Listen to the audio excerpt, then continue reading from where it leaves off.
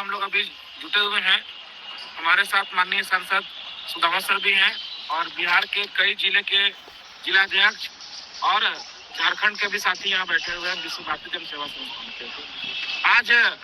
बहुत अच्छी भीड़ हुई गांधी मैदान में और यहाँ से तमाम तरह के मुद्दे थे। उसमें एक सहारा का भी मुद्दा था जो 17 नंबर पे रखा गया था, जो मैनिफेस्टो में इनके द्वारा लिया जा रहा है CPI-ML के द्वारा। ये हमारे लिए बहुत सराहनीय कदम है, क्योंकि झारखंड में भी जिस प्रकार इंडिया गठबंधन ने इसको मुद्दा बनाया था, उसी प्रकार बिहार में बहुत बड़े व्यापक स्तर पर यह मुद्दा बनने जा रहा है। साथियों, आज का जो कार्यक्रम को देखते हुए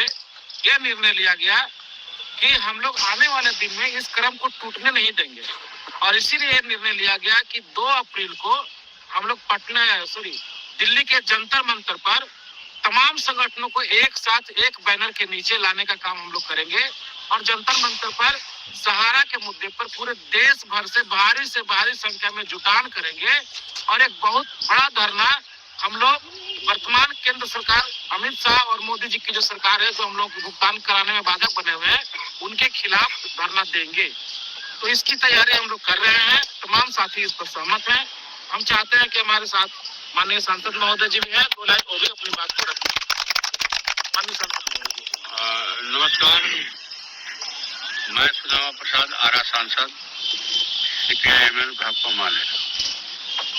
सहारा का मुद्दा जो है हम लोगों ने लोकसभा में उठाया इसलिए कि जब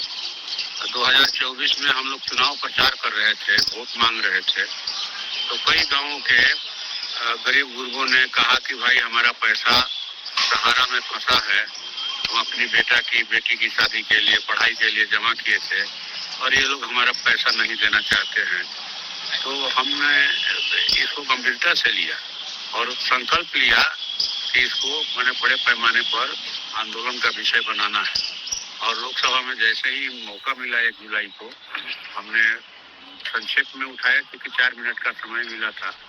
फिर हमने विधेयक जिस दिन था, सरकार हमसे खजाने की चाबी मांग रही थी खर्च करने के लिए, उस दिन भी रखा और कहा कि भाई आप ये पोर्टल का खेल बंद कीजिए और सहारा के मार्फत एजेंटों के जरिए जो है निवेशकों का पैसा आप दिलवाइए, पैसा ब्याज सहित मिले और जिन एजेंटों या निवेशकों की मौत हुई है उनको 10 लाख का अतिरिक्त मुआवजा दिलवाया जाए। अगर सरकार इसमें विफल होती है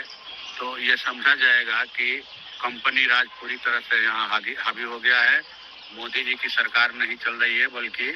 कंपनी का राज चल रहा है, जिस तरह से अंग्रेजों के सत्ता में आने के पहले हुआ था। तो हम लोग तो ये चाहते हैं और कई राज्यों में सहारा के निवेशकों का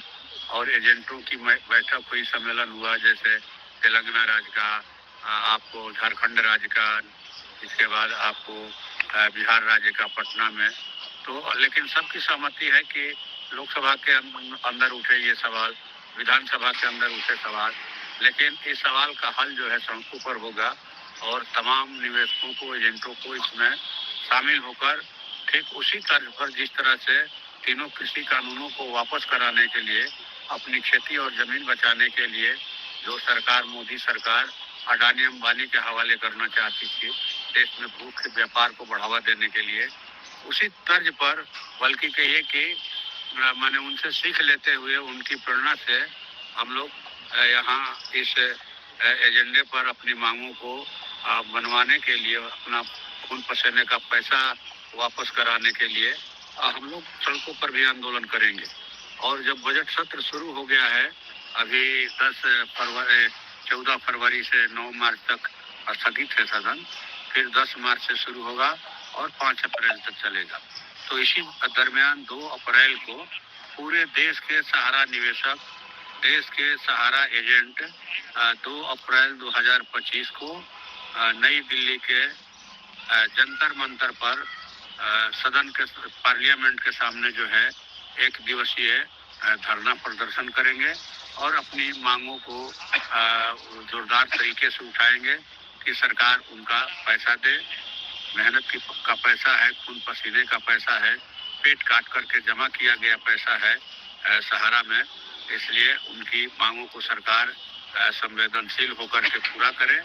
और जो कहा जाए कि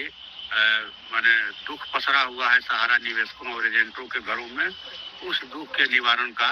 कारण बने, दुख को और बढ़ाने का कारण नहीं बने, बल्कि उनके दुख को दूर करे। अन्यथा जो है आने वाले दिनों में जिस तरह से झारखंड में सहारा परिवार के लोगों ने, सहारा के निवेशकों और एजेंटों ने भाजपा को, एनडीए को मजा चखाया, उसी तरह से कमर कस करके इस बार बिहार में मजा चखाएंगे। मन बन चुका है, इसलिए सरकार माने अनसुनी नहीं करे हमारे मांगों को, हमारी गंभीर मांगों को वो सरकार हल्के में न देखे। हम लोग पैसा लेकर रहेंगे, पैसा दिलवा कर रहेंगे, चाहे इसके लिए जो भी हम लोग को करना पड़े, सदन के अंदर आवाज उठाना पड़े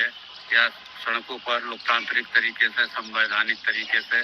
शांतिपूर्ण तरीके से हम लोग को धरना प्रदर्शन करना पड़े, हम लोग करेंगे और अपना पैसा लेकर रहेंगे। नमस्कार, धन्यवाद। और ये अपील पूरे देश के सहारा निवेशकों से, एजेंटों से कि आप 2 अप्रैल को नई दिल्ली के जंतर मंतर पर भारी तादाद में जुटे, अपनी एकता का परिचय दें, क्योंकि ये लोग समझते हैं कि हम बिखरे हुए हैं, हम उनसे अपना पैसा नहीं मांग सकते हैं, हमारी आवाज जो है बिखरी हुई है। इसीलिए आप तमाम साथियों से निवेदन है कि आप 2 अप्रैल 2025 को